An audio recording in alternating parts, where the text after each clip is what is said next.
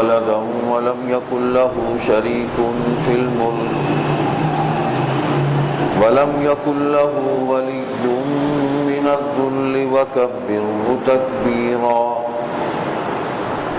سبحانه وتعالى عما يقولون علوا كبيرا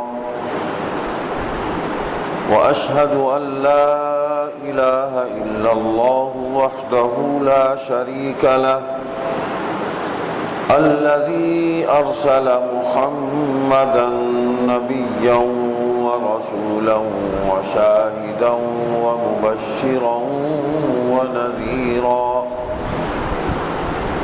وداعيا إلى الله بإذنه وسراجا منيرا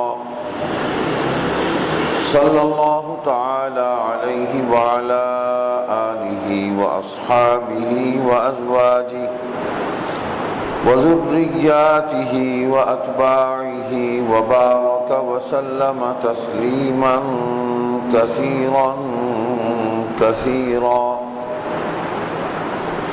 أما بعد فأعوذ بالله من الشيطان الرجيم بسم الله الرحمن الرحيم إن الذين قالوا ربنا الله ثم استقاموا تتنزل عليهم الملائكة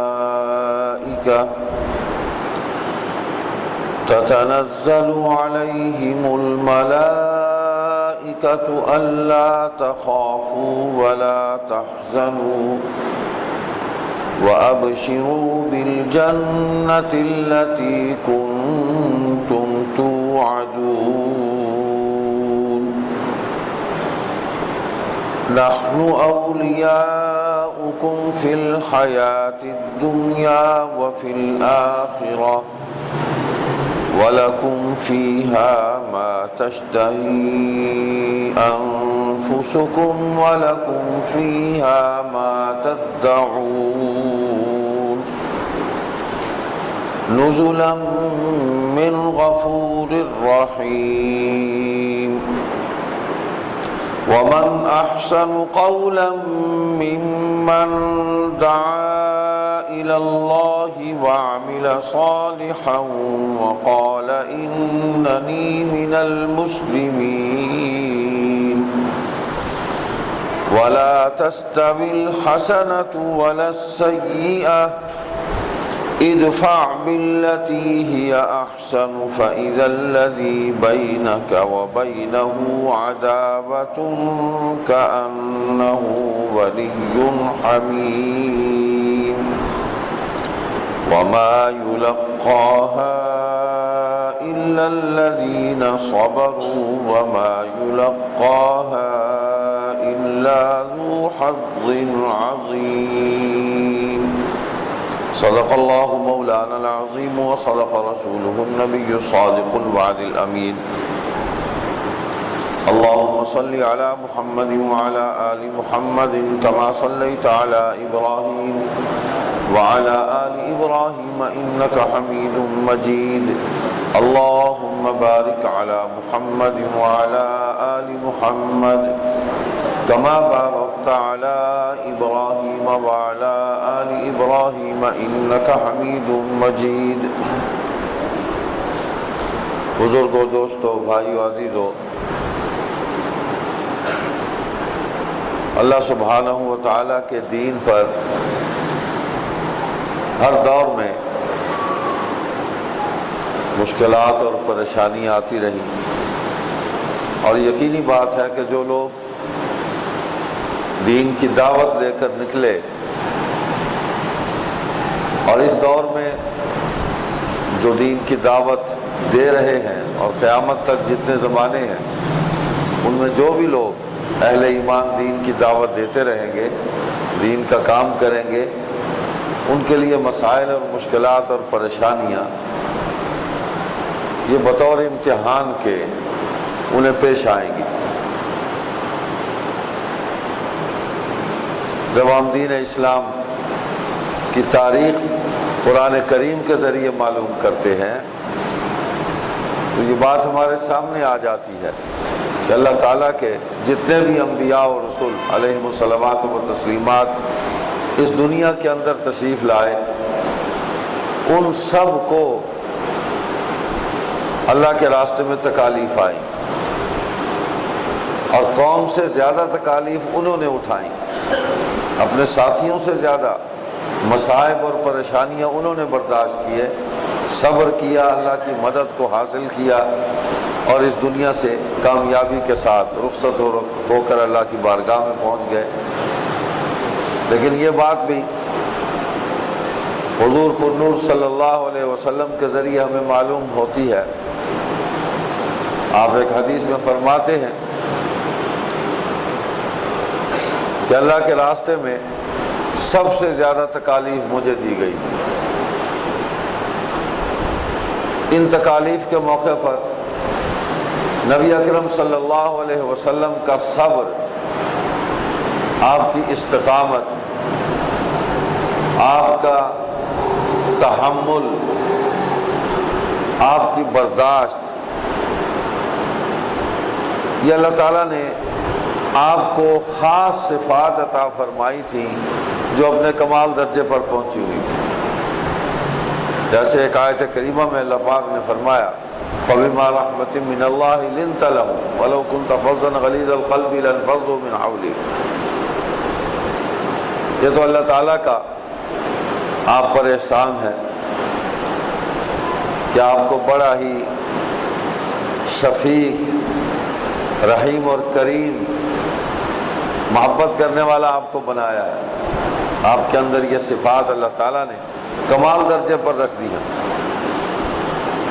خدا نہ خواستہ اگر آپ کی طبیعت جو ہے وہ تند خو ہوتی، آپ لوگوں سے محبت سے پیش نہ آتے، تو یہ لوگ جو ہیں یہ آپ کے قریب سے تتر بتر ہو جاتے، منتشر ہو جاتے، آپ کے پاس ہی نہ بیٹھتے، یہ بھاگ جاتے سب لوگ۔ یہ اللہ کا خاص کرم ہے کہ اللہ نے حضور صلی اللہ علیہ وسلم کو شفقت اور محبت اور مہربانی والی طبیعت، مزاج، انداز، رویہ، گفتگو، معاملات، یہ سارے انہی صفات کے ساتھ عطا فرمائے۔ صحابہ سے بھی غلطیاں ہو جاتی، اور میں بھی ہوئی، یہ ان پر امتحان تھا، تو ان غلطیوں پر صحابہ کو تنبیہ کی گئی، اور حضور صلی اللہ علیہ وسلم نے جو تنبیہ بھی کی اس کے اندر بھی نرمی ہے، اس کے اندر سختی نہیں ہے۔ ہاں جہاں اللہ کی طرف سے سختی تھی وہاں سختی کی گئی، پھر اللہ نے جب ان کی توبہ قبول کی تو ان کی توبہ کا اعلان کیا، ان سے اسی طرح محبت کی۔ تو اللہ پاک نے فرمایا کہ اپنے دوستوں کو، ساتھیوں کو قریب کرو، آپ کی تو طبیعت بھی محبت کرنے والی ہے، فاعف عنہم، معاف کر دو ان کے قصور، واستغفر لہم، ان کے لیے استغفار کرو، وشاورہم فی الامر، ان کے ساتھ مشاورت کرو، مشورہ کرو، فَإِذَا عَزَمْتَ فَتَوَكَّلْ عَلَى اللَّهِ، مشورہ ہو جائے، فیصلہ ہو جائے تو پھر اللہ پر توکل کر کے اپنے کام کو آگے بڑھاؤ، آگے نکلو۔ پھر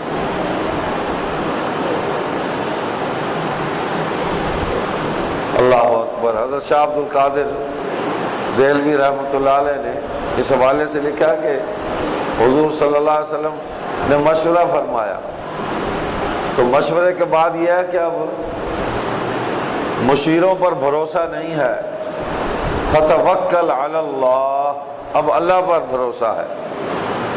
مشیروں سے تو بات ہو گئی، مشورہ ہو گیا، سب آراء سامنے آ گئی، اب فیصلہ ہے، تو فیصلہ کر کے پھر اللہ پر توکل کر کے، بھروسہ اب اللہ پر ہے، اور پھر دین کے کام کو لے کر آگے بڑھے۔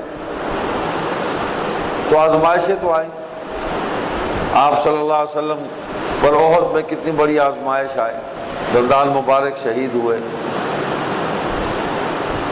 فتح ظاہری شکست میں تبدیل ہوئی، صحابہ شہید ہوئے، نقصان ہوا، خود زخمی ہوئے،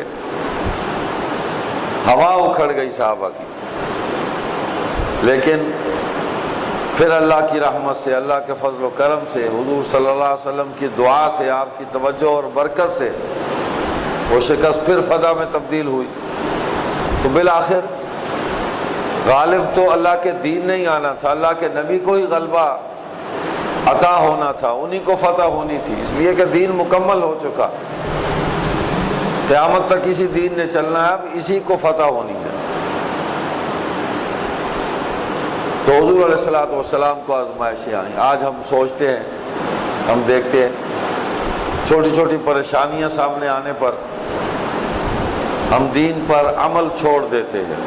وہ تو جہاد کی بات تھی، استقامت ہے، کھڑے ہو جانا ہے، طوفان ہے، آندھیاں ہیں، قتل و غارت گری ہے، دشمنی ہے، لوٹ مار، سب کچھ صحابہ کے ساتھ ہوا ہے، لیکن وہ کھڑے رہے۔ تو ہمارے ساتھ تو یہ معاملہ نہیں ہوا۔ اللہ نے ہمیں مسلمانوں کے گھروں میں پیدا کیا، ہمارے گھر کا ماحول مسلمانوں والا ہے، کمی بیشی ہے، معاشرے کے اندر بھی کمی بیشی ہے، دین کے لیے وہ مشکلات نہیں ہیں جو حضور صلی اللہ علیہ وسلم کو اور صحابہ کو پیش آئے، لیکن انہوں نے اس مشکل میں استقامت کا مظاہرہ کیا، وہ ڈٹ گئے دین پر، کوئی مفاہمت نہیں کی انہوں نے، اس لیے کہ اللہ کا وعدہ تھا ان کے ساتھ۔ اللہ نے فرمایا کہ بے شک جنہوں نے کہا رب ہمارا اللہ ہے، پھر اسی پر قائم رہے، ان پر اترتے ہیں فرشتے کہ تم مت ڈرو اور نہ غم کھاؤ، اور خوشخبری سنو اس بہشت کی جس کا تم سے وعدہ تھا، ہم ہیں تمہارے رفیق۔ اللہ فرما رہے نحن اولیاء، ہم ہیں تمہارے رفیق دنیا میں اور آخرت میں، پھر دنیا والآخرہ۔ وہ کتنی بڑی کامیابی ہے جہاں اللہ کی مدد ایسے آ جائے، فرشتے آ جائیں، وہ ایمان والوں کے رفیق اور مددگار بن جائیں اللہ کے حکم سے، اس دنیا میں بھی اور آخرت میں بھی، سب سے بڑی کامیابی ہے۔ اصل میں تو زندگی کا مقصد طے کرنا ہے۔ اللہ پاک نے جو دین ہمیں عطا فرمایا ہے اور ہمیں حضور پر نور صلی اللہ علیہ وسلم کی امت میں پیدا فرمایا ہے، اس میں سب سے پہلی بات ہی یہ ہے کہ ہم نے زندگی کا مقصد طے کرنا ہے کہ ہم پیدا کس لیے ہوئے، اللہ نے ہمیں اس دنیا کے اندر بھیجا کس لیے ہے، ہم نے کرنا کیا ہے یہاں، اور اس کا نتیجہ ہم نے کیا لینا ہے۔ یہ موٹی موٹی باتیں ہیں، لیکن شیطان یہی بات نہیں طے کرنے دیتا، اور اللہ کی مخلوق کو اس عظیم الشان نتیجے سے محروم کرنے کی مذموم سعی کرتا رہتا ہے۔ لیکن اللہ کی مخلوق اگر اللہ کی کتاب کی طرف، اللہ کے نبی صلی اللہ علیہ وسلم کی طرف رجوع کرے، اللہ کے نبی صلی اللہ علیہ وسلم کے صحابہ رضی اللہ عنہم، ان کا اسوہ اور ان کے اعمال، ان کی وہ ایمانی استقامت جس کی قرآن مثالیں دیتا ہے، اس کی طرف رجوع کرے تو مقصد معلوم بھی ہو جاتا ہے، مقصد پر عمل کی توفیق بھی ہو جاتی ہے، اور اس مقصد زندگی کا نتیجہ بھی اللہ عطا فرما دیتے ہیں۔ تو صحابہ نے تو یہ نتیجہ نقد حاصل کیا، اللہ تعالیٰ نے اسی لیے بیان کیا، اس کو فرشتے اترے ان کی مدد کے لیے، بدر میں آئے اور میں بھی اترے۔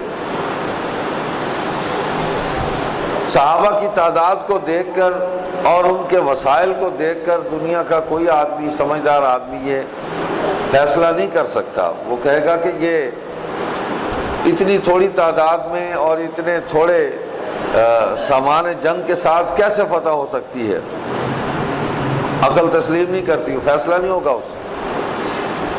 تو عقل کو جب اللہ کی بارگاہ میں جھکائے گا تو پھر معلوم ہوگا کہ اللہ کی مدد آئی۔ صحابہ نے گواہی دی کہ ہم نے دیکھا بدر میں کچھ قوتیں تھیں کہ جو ہمارے پاس سے وہ قوت گزرتی تھی، کچھ وجود تھے، ہم ان کو پہچان نہیں سکے، کہ ہم وار ایک کرتے تھے کفار پر، لیکن اس کا نتیجہ بہت زیادہ ہمارے سامنے آتا تھا، زیادہ ان کے لوگ ہلاک ہوتے تھے، مردار ہوتے تھے۔ اور جو زخم ہم لگاتے تھے کسی کافر کو، اس زخم کی، تیر یا تلوار کا جو بھی زخم ہوتا تھا، اس کی کیفیت کچھ اور ہوتی تھی، لیکن ہم نے بعض ایسے مردار دیکھے کافر کہ ان کے زخموں کی کیفیت ایسی تھی کہ وہ ہمارے لگائے ہوئے زخم نہیں تھے۔ زخموں کی حالت یہ تھی جیسے کسی نے جلا دیا ہو، کہ صرف کاٹا ہی نہیں ہے بلکہ جلا دیا اس کو، یہ کیفیت تھی۔ اللہ نے مدد کی ان کی، اور ایمان پر استقامت بھی اللہ کی مدد ہے، اس لیے کہ وہ اللہ سے یہ توفیق مانگتے تھے، ہر وقت مانگتے رہے، تو اللہ نے پھر نتیجہ بھی دیا۔ اور تمہارے لیے وہاں ہے، یعنی جنت میں، جو چاہے جی تمہارا، اور تمہارے لیے وہاں ہے جو کچھ مانگو۔ وَلَكُمْ فِيهَا مَا تَدَّعُونَ، جو کچھ تم مانگو گے تمہیں وہاں ملے گا، تمہارے لیے موجود ہے۔ خواہش پیدا ہوگی، اللہ خواہش پوری کرے گا۔ آج دنیا میں خواہشیں پوری نہیں ہوتی۔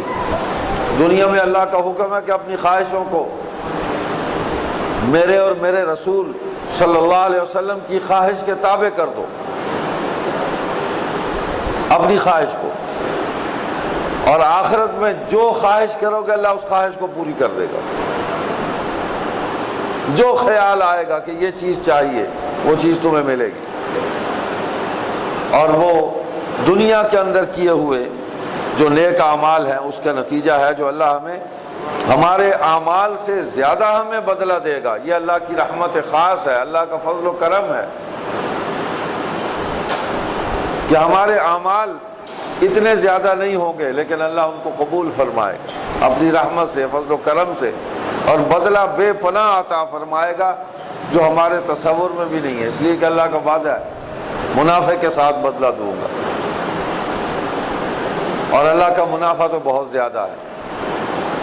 انسان تو منافع دیتے وقت گھبرا جاتا ہے، کچھ طبیعت میں گھٹن بھی پیدا ہو جاتی ہے، اور پھر اس منافع کو، اس کی حد متعین کر کے، اس کو سود بنا کے، اس منافع کو حرام کر کے بھی اس کو استعمال کر لیتا ہے۔ انسان کا کیا پوچھتے ہیں؟ لیکن یہی انسان جب اللہ کے منافع پر راضی ہو جاتا ہے، اس پر اس کی نگاہ ہوتی ہے، اللہ سے اس کا تعلق مضبوط ہو جاتا ہے، وہ اپنی خواہشات کو اللہ کے دین اور اس کے حکم کے تابع کر لیتا ہے، تو پھر اللہ اتنا زیادہ عطا فرماتے ہیں، اس لیے کہ اللہ کے خزانے میں کوئی کمی نہیں ہے۔ اس دنیا میں بھی نظارہ کرواتے رہتے ہیں، اللہ دکھاتے رہتے ہیں۔ فَاعْتَبِرُوا يَا أُولِي الْأَبْصَارِ، عبرت والوں کے لیے بہت کچھ ہے اس میں، جو عبرت حاصل کرتے ہیں، عبرت سے دیکھتے ہیں، ان کو بہت کچھ نظر آ جاتا ہے، اور وہ اللہ کی طرف رجوع کرتے ہیں۔ تو اللہ فرماتے ہیں جو کچھ مانگو گے وہاں تمہیں ملے گا۔ مہمانی ہے اس بخشنے والے مہربان کی، یعنی اہل جنت اللہ کے مہمان ہوں گے۔ اور فرمایا اس سے بہتر کس کی بات ہے جس نے بلایا اللہ کی طرف اور کیا نیک کام، اور کہا میں حکم بردار ہوں، اور برابر نہیں نیکی اور نہ بدی۔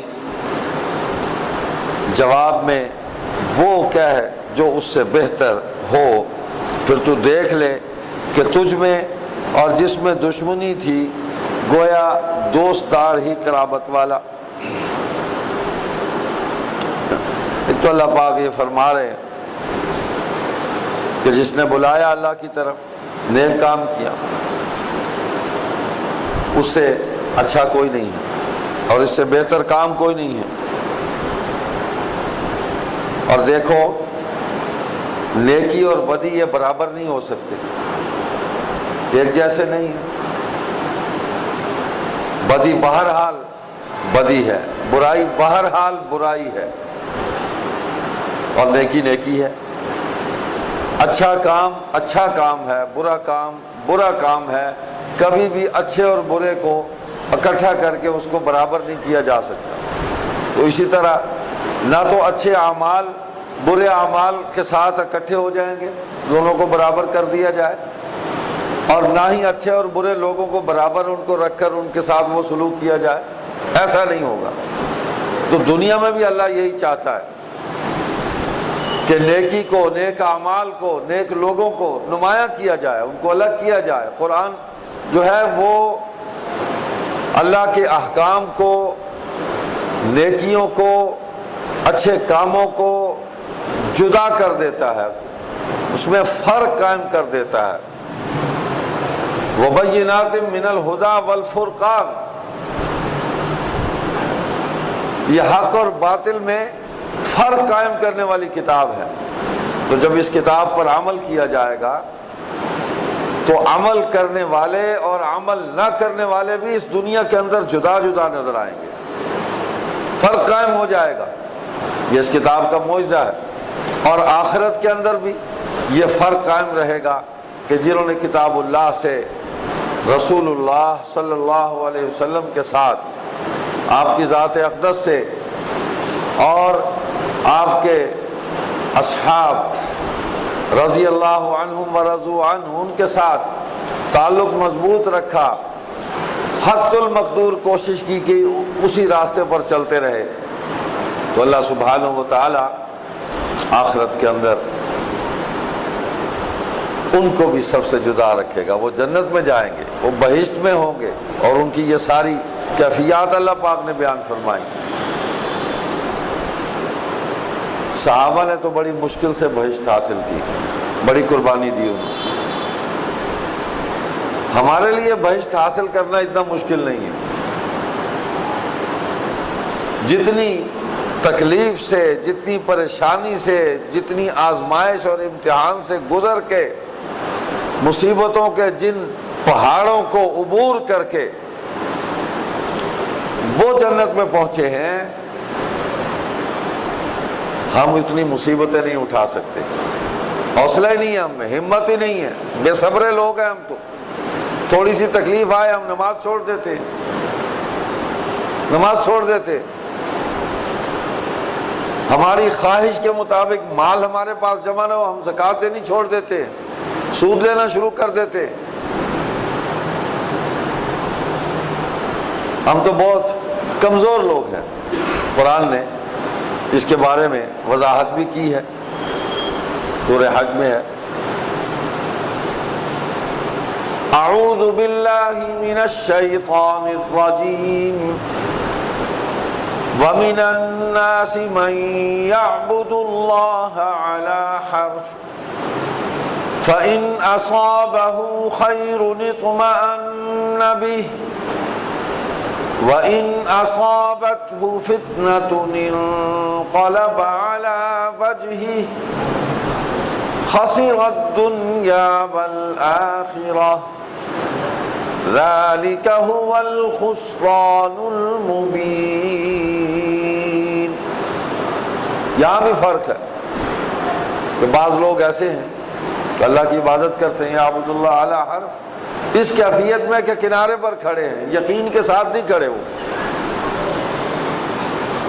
پورا یقین نہیں ہے ان کو کہ اللہ سے اس تعلق کا، اللہ کی عبادت کا کیا بدلہ ہمیں ملنا ہے، جو اللہ نے بتلایا وہ ملنا ہے ہمیں، اس پر پورا یقین نہیں ہے ان کو، کنارے پر کھڑے۔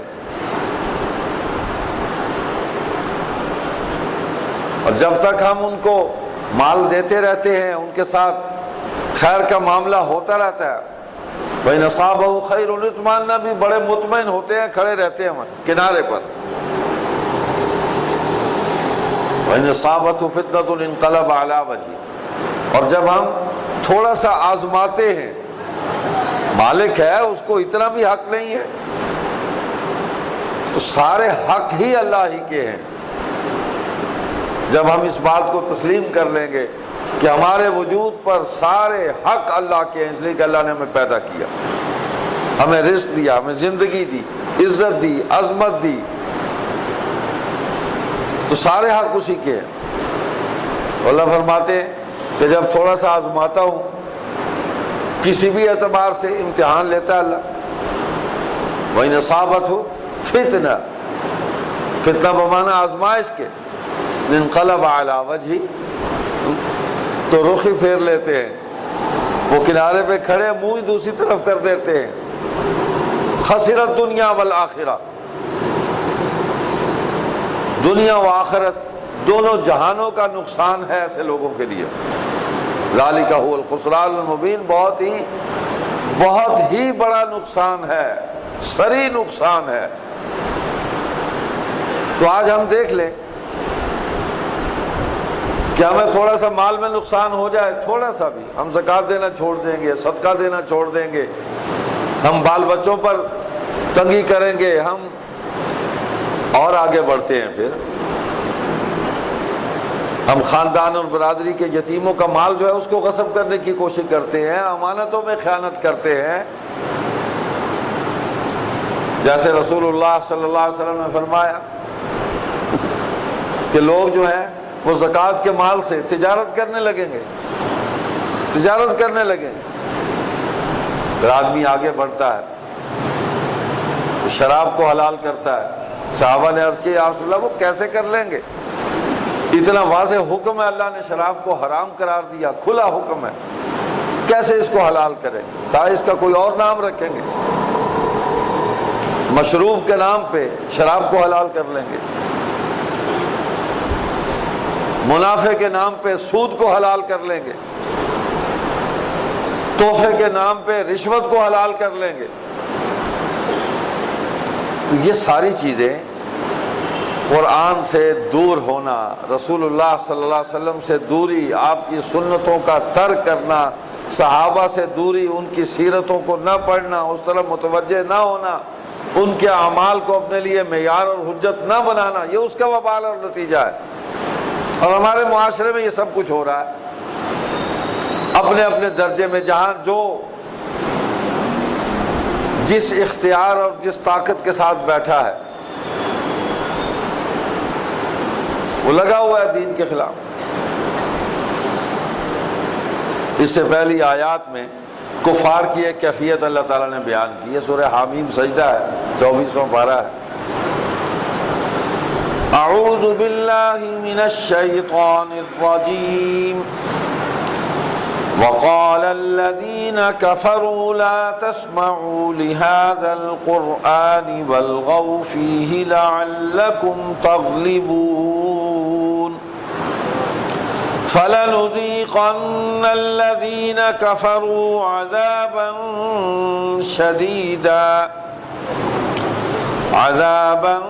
شديدا ولنجزينهم أسوأ الذي كانوا يعملون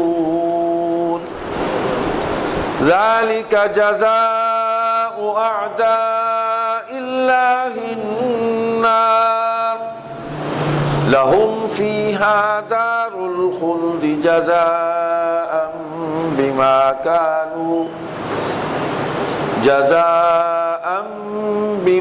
كانوا بآياتنا يجحدون. صدق اللہ العظیم. تو اللہ فرما رہے ہیں یہ کافروں کا حال ہے جو بیان کیا، اور کہنے لگے منکر یعنی کافر اپنے ہمنواؤں سے کہا مت کان دھرو اس قرآن کے سننے کو اور بک بک کرو اس کے پڑھنے میں، شاید تم غالب ہو جاؤ. یعنی نبی اکرم صلی اللہ علیہ وسلم قرآن کریم کی تلاوت فرماتے، اس کی اتنی طاقت ہے اللہ کے کلام کی. صحابہ نے ان کیفیات کا اظہار کیا کہ بجلی کی طرح لوگوں کے دلوں پر اثر ہوتا تھا قرآن کی تلاوت سے. اس لیے کہ کار نبوت میں سب سے پہلا کام جو ہے یتلو علیہم آیاتی ہے. پہلا کام جو ہے ایک نبی کا یتلو علیہم آیاتی، ان پر اللہ کی آیات کی تلاوت کرو. تو جب لسان نبوت سے اس کی تلاوت ہوتی تھی تو اس کا بڑا شدید اثر ہوتا تھا لوگوں کے دلوں پر. لوگ متوجہ ہوتے تھے، کلام کی عظمت، اس کی ہیبت، اس کا علم اس کے اندر جو موزن ہے، مرعوب ہو جاتے تھے.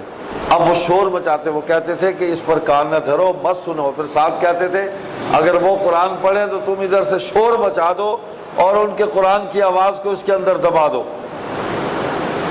اتنا غل غپاڑا کرو، اتنا شور کرو، اتنی بک بک کرو کہ قرآن کی آواز جو ہے وہ دب جائے اور شاید تم غالب ہو جاؤ۔ لیکن ایسا نہیں ہوا، کلام الہی اس کو کوئی نہیں دبا سکتا۔ اللہ ہمیشہ سے ہے، ہمیشہ رہنا ہے، وہی باقی ہے، اور تو کوئی چیز باقی نہیں رہے گی، اور جس کو وہ باقی رکھے گا جب رکھے گا اس وقت وہی چیز باقی رہے گی۔ آخرت میں پھر سب کو زندہ کیا جائے گا اور جنت میں پہنچایا جائے گا اہل ایمان کو، اور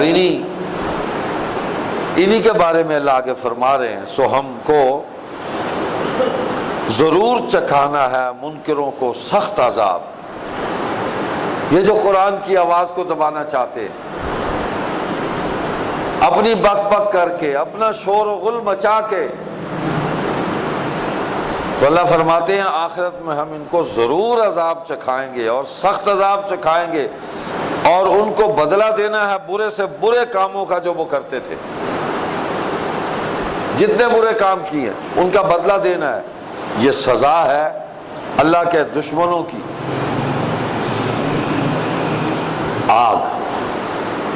آگ ہے جو سزا دشمنوں کی اللہ نے مقرر کی ہے، ان کا اسی میں گھر ہے،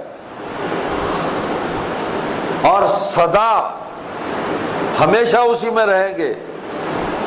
دار الخلد ہمیشہ کی سزا کا گھر ہے ان کا، بدلہ اس کا جو ہماری باتوں سے انکار کرتے تھے۔ تو اللہ کی باتوں کا انکار، اس کی معافی نہیں۔ توبہ کر لے تو معافی مل جائے گی۔ توبہ کے راستے اللہ نے کھلے رکھے ہیں، اور اللہ ایسا رحیم اور کریم ہے کہ اللہ تعالیٰ نے دعوت کے عمل کو بھی باقی رکھا ہے۔ صرف توبہ ہی نہیں ہے کہ کوئی یہ نہ کہہ سکے کہ مجھ تک حق پہنچا نہیں، حق بتایا نہیں کسی نے، یہ راستہ کسی نے دکھایا نہیں، یہ کوئی نہیں کہہ سکے گا۔ اس امت کی جو خصوصیت ہے حضور صلی اللہ علیہ وسلم کی امت کی، اور یہ نبی اکرم صلی اللہ علیہ وسلم سے نسبت کی وجہ سے اس امت کو یہ اعزاز حاصل ہوا ہے، یہ عظمت حاصل ہوئی ہے، اس لیے کہ امت بھی آخری ہے۔ انا آخر الانبیاء وانتم آخر الامم۔ اور وہ خصوصیت کیا ہے؟ کنتم خیر امت اخرجت للناس تأمرون بالمعروف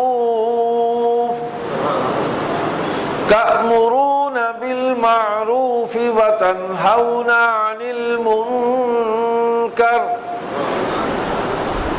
ساری پچھلی امتوں میں ان کے مقابلے میں تم بہترین امت ہو جو لوگوں میں اٹھائی گئی ہو، جتنی امتیں تم سے پہلے گزری۔ اور خصوصیت یہ ہے تأمرون بالمعروف وتنہون عن المنکر، نیکی کا حکم کرتے ہو اور برائی سے روکتے ہو۔ یہ ایسا عمل ہے جو خیر اور شر میں تمیز اور فرق قائم کرنے کے لیے صبح قیامت کے طلوع ہونے سے پہلے تک یہ عمل باقی رہے گا۔ کوئی نہیں کہہ سکے گا کہ مجھ تک حق نہیں پہنچا، آواز نہیں پہنچی۔ ہر جگہ پہنچی آواز۔ ایمان والوں کو تو اذان کی آواز پہنچتی ہے، یہ یاد دہانی ہے، ان کو غفلت سے فوری بیدار کرنا ہے، اعلان ہے، اٹھ جاؤ، جہاں بیٹھے ہو، جس حال میں ہو، اللہ اکبر، اللہ سب سے بڑا ہے، فوراً اس طرف متوجہ ہو جاؤ اللہ کی طرف۔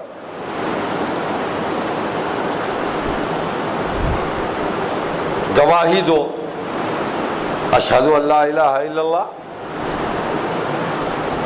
اس کے سوا کوئی عبادت کے لائق نہیں، میں گواہی دیتا ہوں، اشہد ان محمد رسول اللہ، میں گواہی دیتا ہوں کہ محمد صلی اللہ علیہ وسلم اللہ کے رسول ہے۔ حی علی الصلاۃ، آؤ صلاۃ کی طرف، حی علی الفلاح، آؤ کامیابی کی طرف، فوز و فلاح کی طرف آؤ، راستہ پکار رہا ہے، آپ کو دعوت دے رہا ہے۔ یہ ایسا عمل ہے کہ کوئی نہیں یہ کہہ سکتا کہ مجھ تک آواز نہیں پہنچی، مجھ تک دین نہیں پہنچا، کوئی نہیں کہہ سکے گا۔ اللہ حجت پوری کرے گا، اللہ ظالم نہیں ہے کہ اللہ عذاب دے۔ اللہ تو عادل ہے، اور اللہ رحیم ہے، اللہ کریم ہے، کہتا ہے مجھ سے زیادہ کوئی مہربان نہیں ہے۔ وہ تو خود اسباب کو بھی خود پیدا کرتا ہے، مسبب الاسباب وہ ہے۔ آتا ہے ایک حدیث شریف میں کہ جو مجھے بھلا دیتا ہے مجھے اس پر بھی رحم آ جاتا ہے، اس پر رحم آ جاتا ہے کہ اس کو اپنی طرف متوجہ کروں، مجھے یاد کرے تاکہ میں اس کو معاف کروں۔ تو حدیث میں آتا ہے، حدیث قدسی ہے کہ اللہ فرماتے ہیں میں اس کو کسی آزمائش میں، کسی مصیبت میں اس کو مبتلا کرتا ہوں، پھر اس کو توفیق دیتا ہوں کہ اس مصیبت اور آزمائش کے اندر وہ مجھے یاد کرتا ہے کہ اللہ معاف کر دے، رحم کر دے، میں اس کو معاف کر دیتا ہوں۔ اللہ سے زیادہ مخلوق پر کوئی مہربان نہیں ہے۔ الرحمن الرحیم، اللہ کا ایک نام تو ذاتی نام ہے نا، اللہ، اس میں ذات ہے۔ تو حدیث میں آتا ہے کہ اللہ کا ایک اور نام بھی ہے جو ذاتی نام ہے، باقی تو صفاتی نام ہے نا۔ الرحمن، مہربان، رحمت کرنے والا، فضل کرنے والا۔ الرحمن یہ اللہ کا ذاتی نام ہے۔ تو مخلوق کو پیدا کیا تو مخلوق پر رحم بھی وہی کرتا ہے۔ یہ تو مخلوق ہے جو ایک دوسرے پر ظلم کرتی ہے، اللہ ظلم نہیں کرتا، نہ اس جہان میں نہ آخرت میں، یہاں بھی عدل ہے۔ ہم اگر اپنے اعمال کا جائزہ لیں کہ ہم اس رحیم اور کریم ذات اللہ، اپنے خالق اور مالک کے ساتھ ہم نے کتنا تعلق رکھا ہوا ہے، کتنی باتیں اس کی مانتے ہیں، اور کتنے اس کے احکام سے بغاوت کرتے ہیں، خلاف ورزی کرتے ہیں۔ خلاف ورزی نہیں، ہم اس کا استہزاء کرتے ہیں، مذاق اڑاتے ہیں، اس کا توہین کرتے ہیں۔ شیطان ہم پر غالب آ گیا، تو اللہ تو ایسا رحیم اور کریم ہے، اس شیطان کے اس حملے سے بچنے کا بھی طریقہ اس نے بتلایا کہ بچ جاؤ اس سے، پورا دفاعی نظام ہمیں عطا فرمایا۔ اعوذ باللہ من الشیطان الرجیم، لا حول ولا قوت الا باللہ العلی العظیم۔ سب طاقت، سب سے بڑی طاقت اللہ کی ہے، نہیں ہے کسی کی کوئی طاقت۔ اور اللہ کی پناہ میں آ جاؤ شیطان مردود کے شر سے بچنے کے لیے۔ اس نے تو ہمیں پورا نظام عطا فرمایا۔ آج ضرورت ہے، کل بھی ضرورت رہے گی، جب تک یہ دنیا باقی ہے یہ ضرورت رہے گی کہ اللہ کی مخلوق اللہ کی طرف متوجہ ہو۔ اور اللہ نے اپنی مخلوق کے اندر ایسے لوگوں کو باقی رکھنا ہے۔ حدیث میں آتا ہے وہ رہیں گے، قیامت تک رہیں گے، کہ جو مخلوق کو اللہ کی طرف بلاتے رہیں گے۔ یدعون الی الخیر، یدعون الی الخیر ویأمرون بالمعروف وینہون عن المنکر، خیر اور بھلائی کے راستے کی طرف بلاتے رہیں گے، نیکی کا حکم کرتے رہیں گے، برائی سے روکتے رہیں گے، موجود رہیں گے۔ جب یہ سب کچھ نہیں ہوگا قیامت آ جائے گی۔ قیامت ایمان والوں پر تو آنی نہیں ہے۔ حدیث میں تو یہی ہے کہ کوئی بھی کلمہ گو نہیں ہوگا، زمین اللہ کا نام لینے والوں سے خالی ہو جائے گی، پھر حجت قائم ہوگی کہ اب اس جہان کو باقی رکھنے کا کوئی جواز نہیں ہے۔ جب میرا نام لینے والا کوئی نہیں ہے تو سب تباہ کر دیے، سب تباہ ہو جائیں گے۔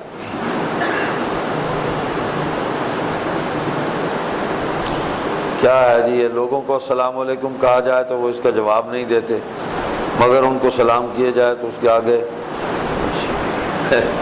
یا علی مدد کہتے ہیں. تو ملتان میں لوگوں کو سلام کیے جائے تو وہ جواب نہیں دیتے کیونکہ اللہ اللہ کہتے ہیں. بھائی دیکھو دین میں تو سیدھی بات ہے، وہی بات کہ ہم نے اگر اپنی مرضی کرنی ہے تو پھر تو یہی کچھ ہوگا، پھر جس کے جی میں جو آئے گا وہ اس کو دین بنا لے گا. اور اگر دین ہمارا ایمان یہ ہے، میں نے شروع میں یہی بات کی کہ زندگی کا مقصد طے کرنا ہے، اس لیے اللہ نے اس دنیا میں بھیجا کہ مقصد طے کر لو کہ کس لیے پیدا کیے گئے ہو، کس لیے آئے ہو، کس نے تمہیں پیدا کیا ہے، کرنا کیا ہے یہاں، اس کا نتیجہ کیا ملنا ہے. بڑی مختصر زندگی ہے، بڑا مختصر نصاب ہے. ہم نے اپنی خواہشات کی وجہ سے زندگی کو بھی خراب کیا، نصاب بھی ہم نے بیڑا غرق کر کے اس کو اور طویل کر لیا، اور نتیجہ بھی ہمارے ہاتھ میں وہ نہیں آئے گا جو نتیجہ اللہ ہمیں عطا فرمانا چاہتے ہیں اپنی رحمت سے. ہم اس سے دور ہوتے جا رہے ہیں. بھائی یہ اسلام جو ہے، دین اسلام، یہ کس نے ہمیں دیا؟ سادہ سا سوال ہے. حضور صلی اللہ علیہ وسلم نے ہمیں عطا فرمایا. کلمہ شہادت آپ نے ہمیں عطا فرمایا. شہادتین دو اقرار ہیں، دو وعدے ہیں، دو عہد ہیں، دو میثاق ہیں. اللہ کی وحدانیت ہے، نبی کریم صلی اللہ علیہ وسلم کی نبوت اور رسالت ہے، اس پر ایمان ہے، اس کی گواہی ہے. تو دین تو سارا اللہ نے عطا فرمایا. قرآن کس پر نازل ہوا؟ اگر ہم نے اپنی مرضی سے فیصلے کرنے ہیں پھر قرآن کریم کو بند کر دو، پھر مسلمان کہلانا بھی چھوڑ دو. کیوں کہلاتے ہو؟ قرآن کو مانتے ہو تو قرآن کے مطابق فیصلے کریں گے تو ہم مسلمان کہلائیں گے. اور قرآن بھی اس وقت تک سمجھ میں نہیں آ سکتا جب تک حضور صلی اللہ علیہ وسلم کی حدیث ہمارے سامنے نہیں آئے گی.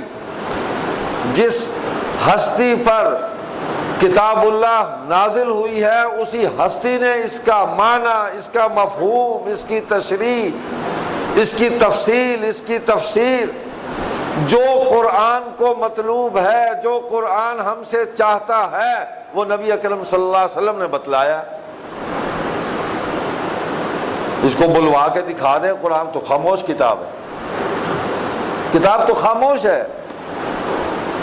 یہ کسی زبان سے جاری ہوگی تو بولے گی. تو کتاب اللہ قلب محمد صلی اللہ علیہ وسلم پر نازل ہوئی اور لسان محمد صلی اللہ علیہ وسلم سے جاری ہوئی، اور اس کا معنی، مفہوم، مطلب بھی لسان محمد صلی اللہ علیہ وسلم سے جاری ہوئی. اس کے بغیر کتاب سمجھ میں نہیں آ سکتی، ممکن ہی نہیں ہے. آج دنیا کی کتابوں کو تم اس کے جناب وہ نوٹس وہ فلاں پروفیسر نے لکھے، اس نے ساری کتاب کی یہ سمریاں لکھ دی ہیں، اس میں پتہ چلتا ہے کہ جناب کتاب میں ہے کیا، لیسن میں کیا ہے، آتھر کیا کہنا چاہتا ہے، رائٹر نے کیا لکھا ہے. یہ سمجھنے کے لیے تو دنیا کے کتابوں سے تم ٹیکسٹ بک سمجھ میں نہیں آتی تو ٹیسٹ پیپر لے لیتے ہیں، ہم نوٹس لے لیتے ہیں. لیکن قرآن سمجھنے کے لیے ہم کہتے ہیں کہ بس میں جب بٹ آئی تھنک، میں نے اس کو سمجھا، بس میں بتاتا ہوں. حد ہو گئی ہے بھائی. آپ کون ہیں؟ میں کون ہوں؟ میری کیا اوقات ہے؟ آپ کی کیا اوقات ہے؟ قرآن سمجھائیں گے. معلم قرآن، معلم انسانیت سیدنا و مولانا رؤوف الرحیم محمد کریم صلی اللہ علیہ وسلم جو فرماتے انما بعثت معلما، کہ میں معلم بنا کر بھیجا گیا ہوں.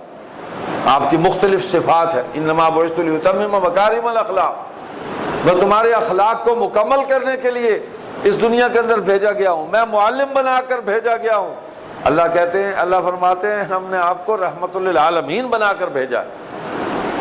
ہم نے آپ کو دونوں جہانوں کے لیے آپ کو بھیجا ہے.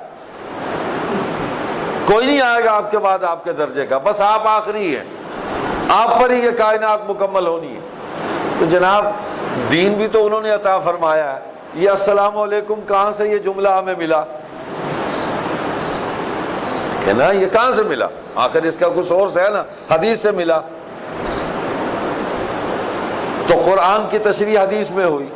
مختصر کرتا ہوں، طائف میں حضور صلی اللہ علیہ وسلم کو جب پتھر مارے گئے تو وہاں عتبہ اور شیبہ باغ میں بیٹھے تھے، تو وہاں سے انہوں نے اپنے ایک نوکر کو بھیجا کچھ ترس آ گیا ان کو کہ یہ شریف انسان ہے، اس کے ساتھ یہ ظلم ہوا، تو یہ کچھ پھل ہے یہ لے جائیں ان کی خدمت میں پیش کریں۔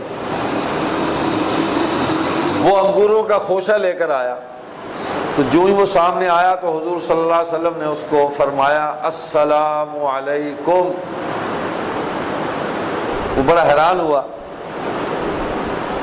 کہنے لگا کہ یہ اس کا کیا مطلب، آپ کیا کہنا چاہتے ہیں؟ حالانکہ جملہ ہے ایک کہ تم پر سلامتی ہو، لیکن اس نے اس کو مزید سمجھنا چاہا، تو آپ نے فرمایا ہم ایمان والے جب ایک دوسرے سے ملتے ہیں تو ہماری ملاقات کا آغاز اس جملے سے ہوتا ہے، ہم دعا دیتے ہیں، اور جواب میں وہ دعا دیتا ہے۔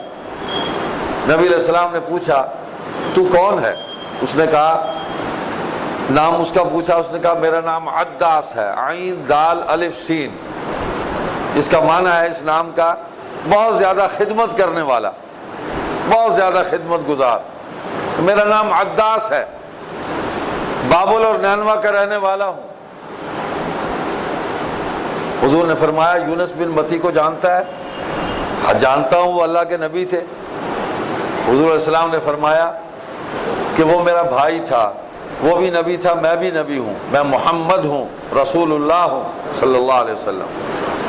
تو عداس کے دل پر اس کلام السلام علیکم سے آغاز ہوا، اتنا اثر ہوا کہ اس نے وہیں اسلام قبول کر لیا۔ اب اس کے وہ مالک بھی دیکھ رہے تھے، اس نے حضور صلی اللہ علیہ وسلم کے پاؤں مبارک صاف کیے، خون صاف کیا، آپ کے زخموں کو صاف کیا، جو خدمت وہ کر سکتا تھا۔ نام بھی اس کا خدمت گزار ہے، عداس۔ کبھی توفیق ملے اللہ کو بیٹا دے تو یہ نام رکھ لے، جس نے حضور کی خدمت کی۔ کیسا بابرکت انسان ہے وہ۔ وہ واپس لوٹا تو انہوں نے کہا کہ ہم نے تو تجھے انگوروں کا خوشہ دے کر بھیجا تھا، تو وہیں جا کے بیٹھ گیا، کیا بات اس نے کی ہے، اتنی دیر تو نے لگا دی، ہم نے تو سمجھا تو اسی کا ہو گیا۔ اس نے کہا بات تو یہی ہے کہ میں اس کا ہو گیا ہوں۔ اس نے کہا کہ جو گفتگو اس شخص نے کی ہے، واللہ العظیم میں نے آج تک کسی انسان سے ایسی خوبصورت گفتگو نہیں سنی۔ جو اخلاق اس شخص نے میرے ساتھ، جس اخلاق کے ساتھ وہ پیش آئے ہیں، میں نے ایسا اخلاق اپنی اب تک کی زندگی میں کسی انسان میں نہیں دیکھا۔ اس کی گفتگو میں محبت تھی، اس کے رویوں میں محبت اور خلوص تھا، شفقت تھی۔ اس نے مجھے گھائل کر لیا، مجھے اپنا بنا لیا، میں اس کا ہو گیا۔ تو السلام علیکم تو وہاں سے ہمیں ملا۔ حضور علیہ السلام نے فرمایا افشوا السلام، سلام کو پھیلاؤ۔ تو صرف یہی کہہ دیا سلام کو پھیلاؤ، سلام کیا ہے یہ نہیں بتلایا۔ حضور تو دین مکمل بتلا کے گئے ہیں، آدھا نہیں بتلا کے گئے۔ تو اپنی خواہشات ان کو اگر ہم دین قرار دیں گے تو تفریق پیدا ہوگی، انتشار پیدا ہوگا، امت منتشر ہوگی۔ ساری امت کو حضور کی ذات پر لے آئیں، صلی اللہ علیہ وسلم کی ذات پر، قرآن پر لے آئیں، امت اکٹھی ہو جائے گی۔ تو ہم نے مختلف سلام بنایا۔ اچھا بھائی ہیں، موجود ہیں، کئی پاگل ہیں، بے وقوف پھر رہے ہیں، سلام نہیں کرتے۔ کئی تو ہیں کہ جو بائی کلچر ایسا کر رہے ہیں کہ بس ٹھیک ہے، کیا ہے جی، یہ ایسے مولویوں کا کام ہے، چھوڑا ہم نہیں کرتے۔ کئی ایسے ہیں جو باقاعدہ نظریاتی اور فکری طور پر سلام نہیں کرتے۔ ٹھیک ہے، ان کو سلام نہیں کرنا چاہیے، بالکل نہیں کرنا چاہیے۔ کہیں آپ مطلب انجانے میں کر دیں تو الگ بات ہے۔ جو آدمی سلام کا جواب نہیں دیتا، سلام کرتا بھی نہیں، سلام کا جواب بھی نہیں دیتا، اس کو سلام نہیں کرنا چاہیے۔ اس کو کہنا چاہیے السلام علی من اتبع الہدی۔ اللہ تجھے ہدایت کی اتباع کی توفیق دے، تجھے اللہ ہدایت دے، اس کے لیے دعا ضرور کرنی چاہیے کہ ہدایت دے اور تو سلام کرنے والا بن جائے۔ تو ہمیں تو روز واسطہ پڑتا ہے، سوسائٹی میں ہم رہتے ہیں، جناب علی، جناب علی، آؤ، صحیح کیا حال ہے، خیر، السلام علیکم نہیں کہیں گے۔ پورے شعوری طور پر یہ ان کے رویے ہیں۔ صحیح آئے ہوئے، صحیح صحیح میں ٹھہرا، آؤ صحیح، باؤ صحیح، باؤ صحیح۔ یہ میرے ساتھ روز ہوتا ہے اور ہر شعبے کے اندر موجود ہے لوگ۔ میں نے ایک ایک دفعہ ان کو ٹچ کر کے ٹیسٹ کیا ان کو السلام علیکم، جواب نہیں دیا انہوں نے السلام، جا صحیح کیا حال ہے، صحیح پیر سے خیر ہے، صحیح خوش ہو، صحیح ٹیسٹ کیا سب کو۔ پھر ان کو مسلسل میں نے دوسرے لوگوں کے ساتھ یہ برتاؤ کرتے دیکھا۔ کچھ ہیں جو مذہب کی نفی کر کے یہ کام کر رہے ہیں، کچھ ہیں کہ جنہوں نے نیا مذہب ایجاد کر کے، نئے الفاظ ایجاد کر کے، نئے طریقے ایجاد کر کے انہوں نے مذہب کا حلیہ بگاڑ دیا، الفاظ ہی نئے بنا لیے۔ تو بھائی نہ میرے الفاظ چلیں گے نہ تمہارے الفاظ چلیں گے، نہ میرے رویے چلیں گے نہ تمہارے رویے چلیں گے۔ مسلمان ہیں، دین پر عمل کرنا چاہتے ہیں تو دین نے الفاظ بھی متعین کیے ہیں، دین نے رویے بھی متعین کیے ہیں۔ اللہ کے بندو، جو نبی آپ کو استنجا کرنے کا طریقہ بتلاتا ہے کہ استنجا اس ہاتھ سے اس طرح کرو، اتنی انگلی استعمال کرو، سارا ہاتھ بھی استعمال نہ کرو،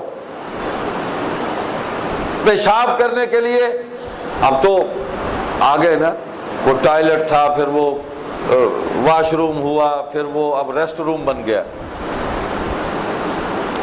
لوگ تو باہر نکل جاتے تھے، کھیتوں میں نکل جاتے تھے، جنگل میں نکل جاتے تھے، کہیں اوٹ میں بیٹھ کے تقاضا پورا کر کے آ جاتے تھے، پانی بھی نہیں تھا وہاں، مٹی اس کے ڈھیلے، اسی سے استنجا کر کے وہ آ جاتے تھے۔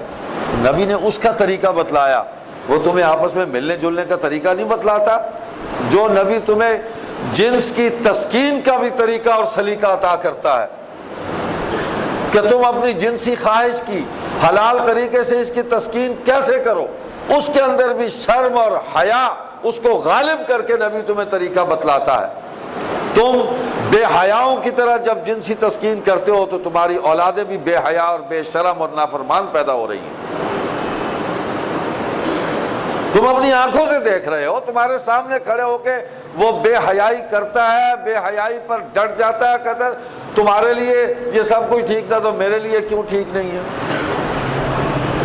تو جناب والا، آپ تو صرف ایک السلام علیکم کی بات کرتے ہیں۔ حدیث میں آتا ہے کوئی شخص کسی کو سلام کرے اور کوئی کسی کو کھانا کھلا دے تو اللہ بہت راضی ہوتے ہیں۔ ہم نے دونوں کام چھوڑ دیے ہیں، ہم سلام بھی صحیح نہیں کرتے، ہم کسی غریب کو کھانا بھی نہیں کھلاتے۔ آپ کسی دوست مہربان کو ہی کھلا دو، کھانا کھلاؤ کسی کو، اللہ نے دیا ہے تو اس میں سے روز کچھ نہ کچھ نکالو، خرچ کرتے رہو، اولاد پر ہی خرچ کر دو، اس کو ہی کھلا دو، اللہ راضی ہوتا ہے، اللہ راضی ہوتا ہے۔ تو یہ رویے ہیں، ان رویوں سے ہم تب ہی نجات حاصل کر سکتے ہیں جب ہم حضور صلی اللہ علیہ وسلم کی سنت مطہرہ کو اختیار کریں گے۔ اور سنت کو سمجھنے کے لیے ہمارے لیے جو آئیڈیل جماعت ہے وہ صحابہ کی جماعت ہے، ہم آئیڈیل نہیں ہیں، ان کے بعد بھی کوئی آئیڈیل نہیں ہمارے لیے۔ قرآن نے انہی کو آئیڈیل قرار دیا ہے، فَإِنْ آمَنُوا بِمِثْلِ مَا آمَنْتُمْ بِهِ فَقَدِ اهْتَدَوْا، ان جیسا ایمان لاؤ تم بھی ہدایت پر آ جاؤ گے۔ تو اس درجے کا ایمان تو ممکن نہیں ہے، اور اس درجے کا عمل بھی ممکن نہیں ہے، ان کے پیچھے چلنا ہے۔ آج بھی کہتے ہیں نا لوگ کہ اس کا باپ بڑا نیک تھا، اللہ تجھے اپنے باپ کے نقش قدم پر چلائے۔ باپ جیسا کوئی نہیں بن سکتا، کوئی بھی نہیں ہے جو کہے جی میں اپنے باپ جیسا ہی ہوں۔ ہم اپنے باپ، اپنے استاد کے درجے پر نہیں پہنچ سکتے تو صحابہ کا درجہ، اللہ اکبر، وہاں کون پہنچ سکتا ہے؟ بس وہ آخری بات سناتا ہوں، واقعے کا واقعہ ہے۔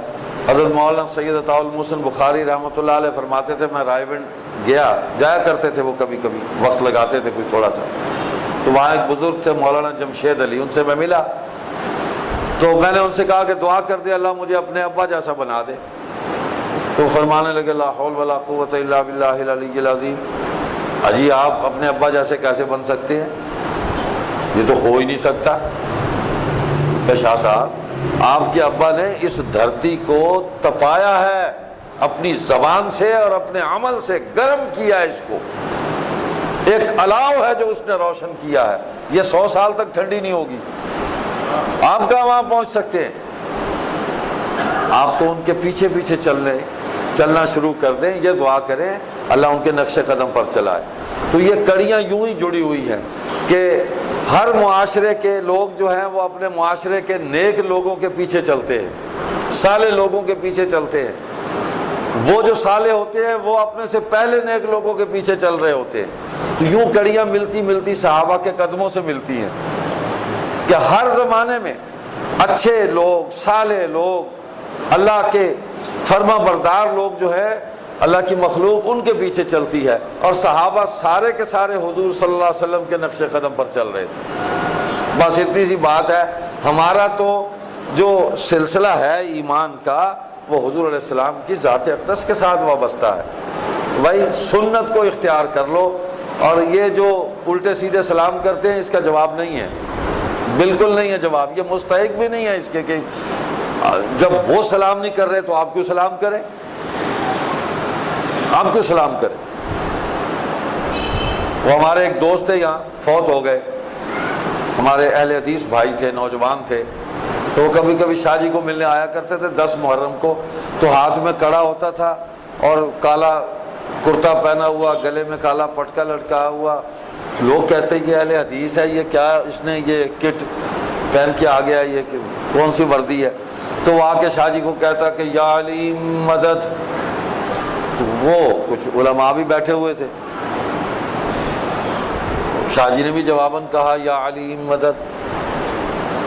پریشان ہو گئے کہ شاہ جی اس نے بھی شرک کیا، آپ نے بھی شرک کیا، یہ کیا ہے؟ تو شاہ جی نے مولوی صاحبان سے کہا کہ اگر آپ